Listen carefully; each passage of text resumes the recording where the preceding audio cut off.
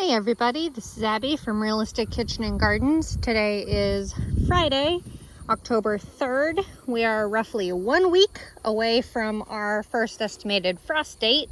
Whether it shows up on the 1st or not is another story, but here we go.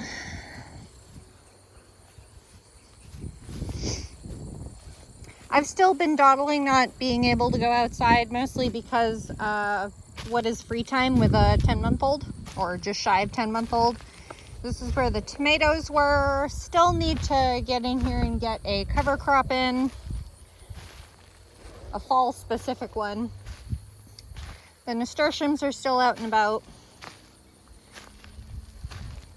They're actually really happy. They're recovering really nicely. This is the Gleam Mix nasturtiums from Renee's Seeds. Annie's? I think Renee's Seeds. Anyway, they're supposed to be a trailing mix, but probably only 3 of the 9 were trailing. Here is Florence fennel, bulbing fennel, looking really good. The bulbs are still very small, and there's a bunch of little tiny swallowtail caterpillars on them. These are black swallowtail caterpillars. This is a good example. This one and this one are the same thing. They're just different ages. They'll actually change as they get older. So the fennel is supposed to, I thought it was a 75-day variety, but I saw somewhere that it was a 90-day variety, so it may not be ready before the first frost, which is very unfortunate because they're not frost, they're frost tender. They will get killed off by the frost, but at least they're feeding the caterpillars. You know, I never understand why I see so many of these caterpillars so darn close to the first frost. I don't know if they hibernate or go dormant or what. But anyway, moving on. That's bird poop. Okay, this is blue ribbon broccoli from Gurney's. It's supposed to be a 55-day variety heading broccoli, which I have been doing BT on them, which is a bacterial spray that specifically targets caterpillars and caterpillar stage insects. So obviously it's obviously not affecting the fennel, which is maybe 3 feet away. So it's very, very localized, and it does need to be repeated every 5 days, or after 5 to 7, or after a heavy rain. So this broccoli looks good. These were transplanted out the end of August. So I have no idea what that means for harvest date. I don't have enough math in my head right now. But most of these are looking good. I do have a good few of them that are doing this weird, I don't know what this is. I don't know if it's a borer or some kind of stress-based thing. Who knows? They're still growing though. The ones that don't have it are growing better though. So this one doesn't have it, although it does have a very thick stem. This one doesn't have it, and the plant looks better. So that one does have it. And then here is one of the cover crops. This is the Groundbreaker mix, which is Groundbreaker radishes, hairy vetch, and field peas. Here's the radishes, the field peas. I really haven't seen very much hairy vetch in this mix, so I don't know if it just didn't germinate or what, but this is just to help soften up the ground, break up the dense ground. Row C still needs to be cleared out, and hopefully I can get a cover crop in that will do okay even after a frost. Some cover crops will do fine after a frost and some won't. It really depends on the species.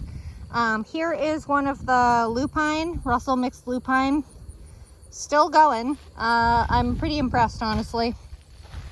Butternut squash, This one can technically still stay out. Those are ready. You can see how nice and rich colored they are, and the stems are brown. So those are ready to come in. Thank goodness. I also have a number of watermelons still. They haven't been well watered, so they're probably going to taste like nothing. So I may just send them to the chickens. We'll see. Look at that. That butternut squash is green. Like, that's a young one. I don't know if you'll be able to ripen in time, friend. Early jalapeno has been on here so long it's turned red because I've been ignoring them. Burgundy okra. Again, I haven't been out here very much, so these are covered in pods. So I'm gonna do one more, maybe two more final harvests before God, look at all these, before the first frost. Okra will get killed off by a frost. It's frost tender. It's a summer crop. And just to show you how poorly this plant is doing, or these plants, I should say, this is giant red Ozark bell pepper. It's red, it's very sunburned and fuzzy, and I haven't tried to do anything to them. There's a few red peppers. I wonder if that one has sun scald. I'll have to go look at it. But they were, long story short, they were planted too late and too overshadowed by the okra, contrary to my plan. Yeah, that one has sun scald too, which is too bad because you're a gorgeous red pepper. Hopefully next year will be the year of bell peppers. Also, Emerald Towers basil, Genovese style basil, is still going strong and still barely flowering. So if you want a tall basil that won't flower on you, that is your guy. Oh, that one looks purple. You're turning purple. Whoa, Nelly. You are, no, that, I guess that is turning red, not purple. Looked a little purple in the sun.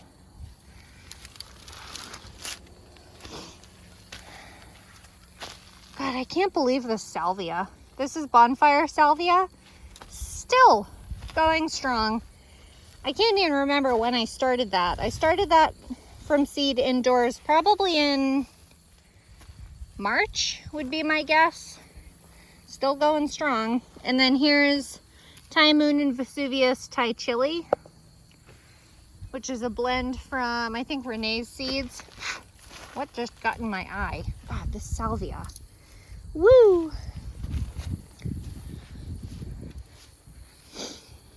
This little alley. Ooh, monarchs are still around. That's a cabbage moth. Where is that monarch? There it was. This alley where the cucumbers were still needs to be torn up and covered in a nice cover crop. I will probably do a green manure mix here if I get around to it. Ooh, look, a wild volunteering rudbeckia. I love rudbeckia, also called black-eyed Susan. Black-eyed? Brown-eyed? Black-eyed? Anyway.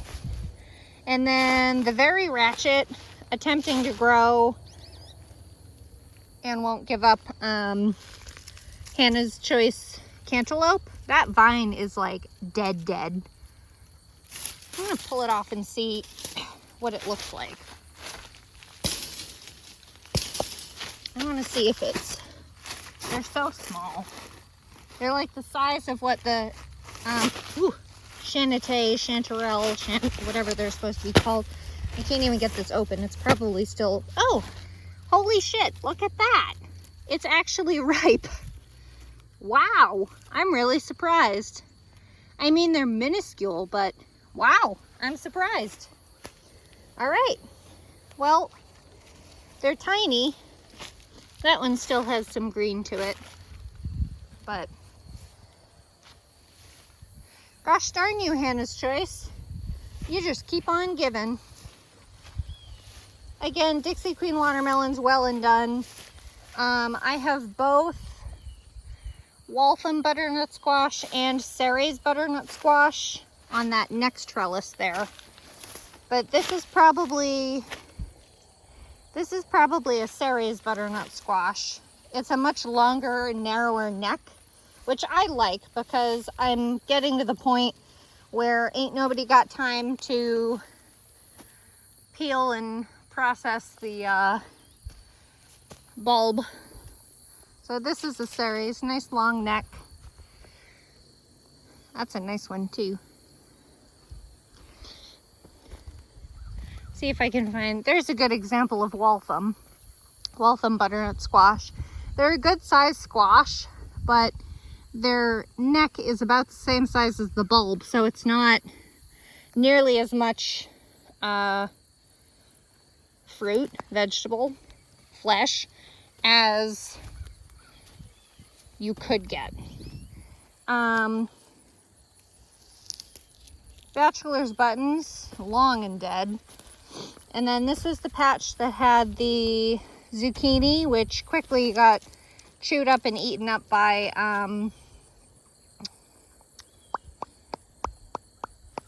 squash vine borers. Squash vine borers were brutal this year and absolutely decimated my pumpkins. But they, for some reason, have left the butternut squash alone. Look at all that okra. So much okra. The bummer is that when they get so big like that, they're really woody, so they're not really that edible. It's almost more worth leaving it on the vine, the plant now, to see if they'll get nice and woody and to dry up and split apart, so I can use them as that ornament idea to look like a, oh, that name is not going to come into my head now. Poinsettia. Look at that. I challenged it. Anyway, coming back to where I'm actually standing. Provence lavender. Continuing to be lovely. Very medicinal scent every time. Ooh. There's the rudbeckia and there's a red clover. And there's a honeybee on it. I don't think you guys can see it, but that's why I've been leaving so many weeds in here. Plus, I don't have time for that. It's fine. Anyway, nice medicinal scent lavender if you want it for medicinal. It's a really good pest repellent plant, but not my favorite. Hidcote, on the other hand, is one of my favorites. I think it flowered twice. This Provence has probably flowered 3 or 4 times. Sparsely, but I also haven't been keeping it weeded. Hidcote is a favorite of mine. I'll be getting more of it this year. This is Munstead lavender. I really want to like the flowers on lavender, but they're not very pretty to me once they open. I much prefer them in their like bud stage. And my elegance lavender is somewhere in that underneath. Ooh, got a great big caterpillar over here on the carrots. I'll show you in a minute here. Cherry Queen Zinnia, feeding the bees. You can see another honeybee down there. It's not on a flower, it's down lower than that. But this one with its double blooms. I'll probably grow a large variety like Cherry Queen Zinnia next year, but with the double blooms, because there's one plant in here that has that mutation to it, because there's 5 plants in here in total. But there's more of the double blooms that I've really been enjoying. The singles are fine for color. And then the Strawberry Fields Globe Amaranth is still going strong, bedraggled, but going strong. As is the straw flower. I'm pretty sure this is copper red. The variety is copper red or copper purple. Oh, look at that little bee. That's not a honeybee. I'm not sure what it is though. Probably more of a native. And then a couple more orange button calendula. And this lemon basil that volunteered itself. And of course the ever potent wild violet petunia. Also, if I may just point out the continued existence of cabbage moths. Pain in my butt. But first we'll look at Bolero Nantes carrot right here. Tried and true variety, had awful germination this fall though. But there's 2 there. Somehow I got 2 right there. And potatoes. Endlessly have potatoes playing jokes on me. Haha, I didn't grow the year you wanted me to, but I'm growing in the middle of your carrots and your onions this year. Pain in my butt. More caterpillars for black swallowtails. A lot of them, actually. Their host plants are in the carrot family. So carrots, fennel, dill. You'll see them on parsley too. Here's more potato. Pain in my butt. And I'm not even getting the potato. That's the thing that's killing me. Potatoes grow obviously from their mother root. They don't really grow from seeds. You can allegedly, but never bothering with that. There's so many caterpillars. Look at them all. Maybe you're big enough to actually make it before the frost, but I don't know. I don't know enough about their life cycle. There's so many caterpillars though, I love it. Here's one that's kind of in between the little black bird poop phase and the more stereotypical phase. I don't have enough milkweed to see. Ooh, here's a great big one. But the carrots are progressing along. The greens will get bigger. I haven't been watering them very often. Here's a good couple life stages. That one looks almost like it just hatched. Look how teeny it is. You go ahead and eat those carrot greens. I don't care. I've accepted my fate of very few carrots this year. It's fine. And I'll endlessly be fighting these, lightheaded from standing up. Need more water. Endlessly we'll be fighting this stupid, it's like a crabgrass crawling type grass. It'll keep reseeding itself. Here's the patch, the row that was supposed to be, I kind of accidentally flip-flopped it, What happened? Where am I? There's the carrot row, and that's supposed to go straight on like that, but it's like flip-flopped. Stupid. This is supposed to be the row that had the parsnips, but that obviously didn't happen. They didn't germinate because it was so hot. And then here's another potato volunteering itself. Some wild rudbeckia also coming up. I love me some rudbeckia. Now that I know I can just direct sow rudbeckia and it'll come up the same year, I'll probably get some fun ones. But right now the parsnips are just, the butternut squash are just kind of laying here, and I really need to put a cover crop in here, especially here, because when you don't cover the ground for the winter, it's more apt to erode and you'll lose nutrients that way. So this is probably a ceres, but the vines have gone kind of everywhere. Ceres is certainly very aggressive in its sprawling behavior, almost as bad as pumpkins and things like that. Here's some kind of aster. I doubt this is what's considered Philadelphia fleabane. Fleabane, yeah, which is in the aster family. But I do want to point out one, and I'll try to get it after I finish recording the video, but there's that purple aster there. I'm fairly certain is New England aster, which is a native variety, and it's one of my favorites, but I'm a sucker for purple. What am I seeing? I'm seeing something jump around. Here's the patch that had the Patterson onions this spring, and I really need to reseed it with a more proper cover crop, or actually cover it with like a cardboard layer or something to keep from eroding.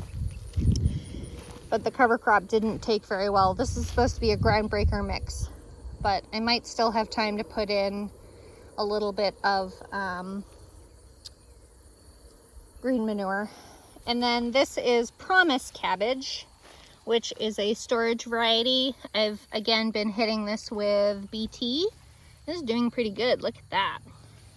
I can't remember how long this is. I feel like it's an 80-some day variety, but I could be wrong. The kale is doing pretty well. This is winter boar kale. What are you? Ooh, you're a cucumber beetle. What are you doing? Can you see it? The yellow? Oh, it just flew away.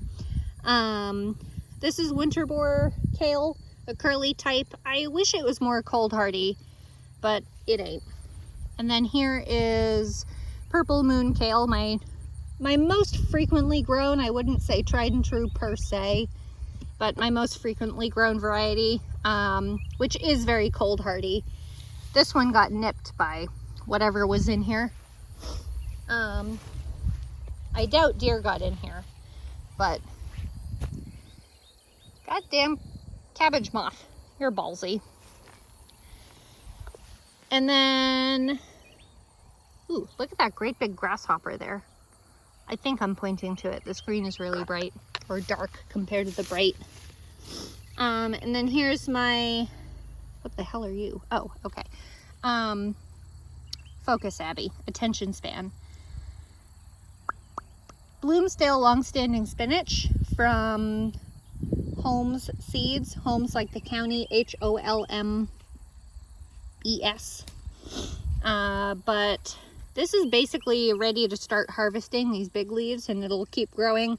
Last year I seeded it in September, and I got maybe one harvest off it, and I decided to seed it in August to try to get more harvests off it before the real short days and the cold days, because it'll slow down. It'll survive the cold, no problem, but it'll slow down growth dramatically. So I did seed it earlier than probably quote unquote recommended, but it's tolerated the heat, knock on wood, and it's getting a little bit cooler at night. But anyway, this is California poppy. This was the strip of ground that I had the flower patch in the spring. Here's a bigger version of it. And what else did I see in here? Oh, this is Sweet Alyssum, which is, there's some flowering. Where am I? I think that's the flower bud. I can't really see on the screen though. But this is supposed to be a good companion plant to attract predatory insects. And allegedly keep out things that eat brassicas, but that is not true. And then here is the burgundy sprouting broccoli, starting to look better. This one hasn't had nearly as much damage from cabbage loopers and cabbage moths as like these two have. These two have also been lodging. They've been falling over and getting curly for whatever reason, allegedly from weather stress, which I'm not surprised in the least. But these produce the little broccoli florets. There's also California poppies coming back up in between. They reseed themselves readily, so I've been letting them. Another cabbage moth. And I see some kind of weird caterpillar over there I'm going to look at. Creeping Charlie in the underground too. This one looks great. How nice and big these guys are. They're starting to get little, I call them armpit hairs, but they're actually buds. These are looking good. All right, where's that caterpillar? Come here, you. You're a crazy looking one. Look at that. Very red, very spiky. I'm gonna have to look up what that is. No idea. You'll probably get killed off by BT though. Again, BT is a bacteria. It's not a pesticide or anything. Well, that's not true. BT is a bacteria that does attack, sorry, the growth cycle of caterpillars. I don't really understand the science behind it, but it's a thing. So it is technically a pesticide, but it's a bacterial one. It's not like a true toxin. And then here is Red Bull Brussels sprouts from my gardener, M.I. Gardener, whatever he calls himself. These I've been treating all the brassicas with BT as often as I can. I got myself a little pump sprayer finally. These are looking good. All my Brussels sprouts won't be ready for at least until Thanksgiving, if not Christmas. This one's having that crazy stem thing too. I'm gonna have to look up what that is. I never got around to it. Like a hollow stem or something. Not all of them have it, which is the weird thing. And then there's a bunch of this amaranth coming up because the amaranth reseeds itself so easily, but it really doesn't bother me. It just comes up so easy. The roots aren't that aggressive. Here's the first of tundra storage cabbage. Tundra is actually sold by Territorial Seeds, who I believe is out of Oregon State, if I remember correctly. And these are supposed to be like an overwintering type. Nope, that's actual bird poop. But this actual overwintering type has this savoying. It's a savoyed type cabbage, and the savoying allegedly can help prevent frost damage. So we'll see. As I said last time, I don't protect my things in winter with frost cloth. I just don't have time for that. So it's either going to make it or it's not. And then here's my 2 tiara cabbage. This is my tried and true variety. This one got really chewed up by insects at the beginning. You can see some of the residual damage, but that one's coming back well. This one hasn't been too bad. You're already heading pretty firm, probably the size of a small golf ball. And then my 2 tiara cabbage, but this is definitely broccoli. I don't know what the hell happened there, but this is definitely broccoli. And then I'm going to do a quick appreciation of my, well, that one looks ratchet, but of my Bonanza Mix marigolds. I love marigolds, one of my favorites. And then we have Bosquero. This is supposed to be, that is a gigantic grasshopper locusty thing. Can you see it in the crook of the thing? Gosh, that's huge. This is supposed to be a cabbage. Oh, look. Wow, that traveled. This is a baby cilantro. The cilantro was in like that half of the garden, and that was more, or row. Excuse me, and it was supposed to be grown specifically for like pollinators and things. So that's really fun, actually. This is supposed to be a cabbage, but I feel like these are really tall. But Bosquero is a purple cabbage, which always takes forever. They always take much longer than green cabbage for whatever reason. And then the last few plants are Sylvia Brussels sprouts. Both Sylvia and Red Bull are new varieties to me. I always try new varieties darn near every year to see if one works better than the rest. I have a good few that have been recommended to me for the area, so we'll see how they do. But these are Brussels sprouts. This has that weird thing way down low. This one doesn't have it at all. Sylvia Brussels sprouts. These 2 got really bad insect damage early on too, but it seems to be recovering okay. We'll see how they do. I started these Brussels sprouts kind of late. Usually it's recommended to start Brussels sprouts in May, seed-wise in May, and then transplant them out at 6 to 8 weeks old.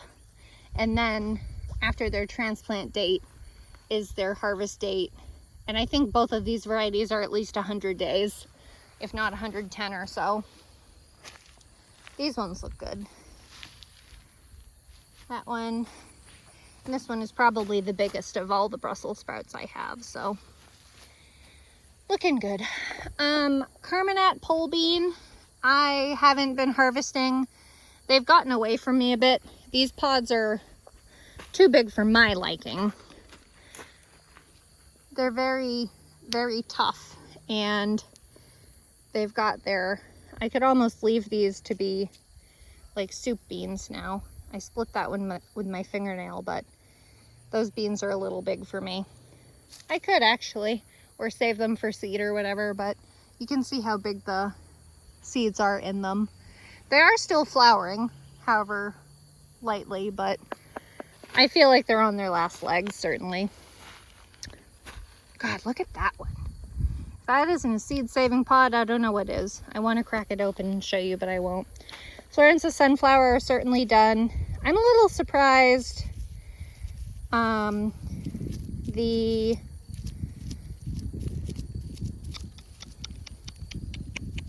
goldfinches haven't found these because they've been, I mean, these have seeds in them. If I can get one out. I might have just split it though, but you can see the wide end of the sunflower seed in here. I want to see if I can get one out for you. Unless they didn't produce good seed. No, that's a nice hard seed. I feel it.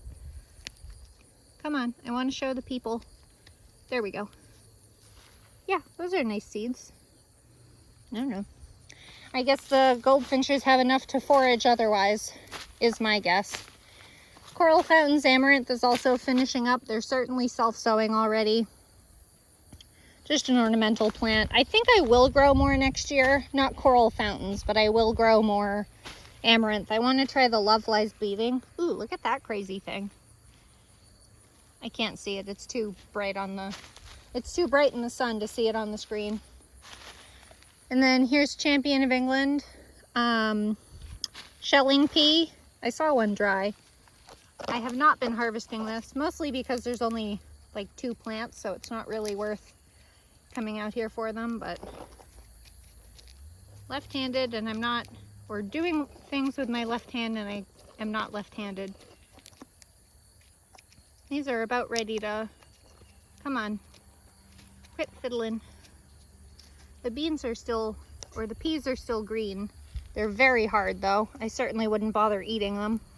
But if you let them dry, you can either use them for soup peas, excuse me, or you can keep them to grow seed, which is what I did from my fall bit.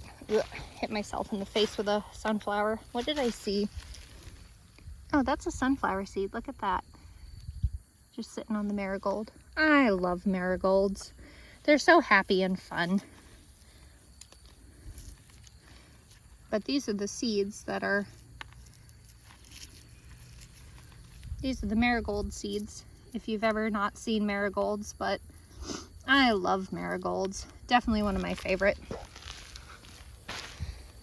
Ooh, this one's blowing its seeds. Look at that. These are coming out nice and easy. If I wanted to save Florenza, because it's the only sunflower I grew, this would be the way to do it. That's all just crap. I could certainly. What were the ones I liked more? That's a nice seed. I think I liked the ones down that side more. Maybe I will. I do love Florenza sunflower. Anyway, shoot, it's October. I guess I should probably plan to try to harvest these peanuts too. I think the plants are supposed to die off first though, aren't they? I've never grown peanuts. This was the first year, so they're either going to do well or they're not. There's so many insects in this. I love leaving all these asters. Insects love them. Okay, and then last but not least is my strawberries. This is Flavorfest strawberry that I got as started plants from Berlin Seeds. They ran it as like a 1 week long purchase. So I have 4, 5, 6, 7, 8, 9, 10, 11, 12, 13, 14, 15, 16, 17, 18, 19, 20, 21. I've lost quite a few of them. I did get 36 plants, or plugs I should say, but a number of them have dried out. Like this one's completely dried out and dead. Like that's dead. That didn't do anything. Didn't go anywhere. So I was actually thinking in the spots that don't have anything, like this spot, this would be a good one because it's on the north side. I was thinking of transplanting in some chives because they're a good companion plant. Here's some sweet alyssum that reseeded itself. But with the strawberries, I've been having to spray them with BT as well, because the caterpillars have been chewing up all the young tender leaves, which I don't really blame them. Here's more sweet alyssum. I don't really blame them. You're getting kind of scant for forage, but I want my strawberries to live, not be caterpillar food. Here's a great big, this is mustard, and I'm gonna have to pull that one out because it's blocking my strawberry plant. That one can stay though. Are you hiding a strawberry too? Yes. Let's break that leaf off. Get out of here. You're hiding one as well. Mustard is a good companion plant because it's so, I'm going to say hot for lack of a better term. But it is in the brassica family, so it can still attract, I didn't know if there's a strawberry over here. It can attract brassica eating things. There's a whole bunch of sweet alyssum here. Woohoo! Good, fill that in.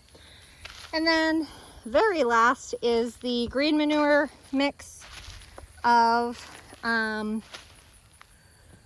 cover crop that I put in here, I think 3 or 4 weeks ago now.